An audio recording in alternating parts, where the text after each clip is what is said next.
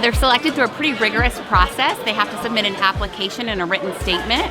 They honor their mentors who've helped them get to this point, and then they're also graded on a variety of factors, including academics, service to the community, participation in extracurricular activities. So they're really well-rounded students representing our district. And it's every coach's dream as a kid that gets it done in both the classroom and in the competition field. And so, it's cool to celebrate these kids.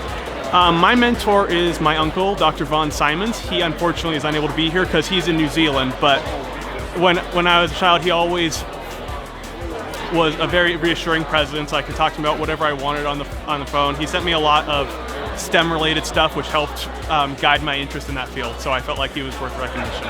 It's really tough. It takes a lot of effort and time. I remember junior year was really tough and specific because lots of AP tests that I had to study for. So I would often come home from practice and then go straight into homework, which it can be rough, but you just have to stay motivated. Drama is really interesting in that the competitive aspect is subjective.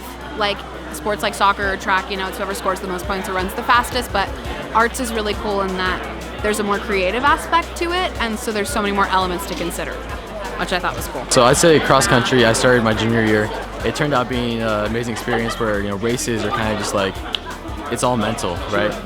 It's that endurance sport, just getting there and pushing through, and it's helped me not just in sports, but throughout life. Other challenges I've gone through, school, things like that, where I'm like, hey, if I have my mind right, I can get through anything I can put my mind to. And to be able to take some of our kids that are the best kids within West Ada that are able to balance both those things, as our guest speaker said, well-rounded students.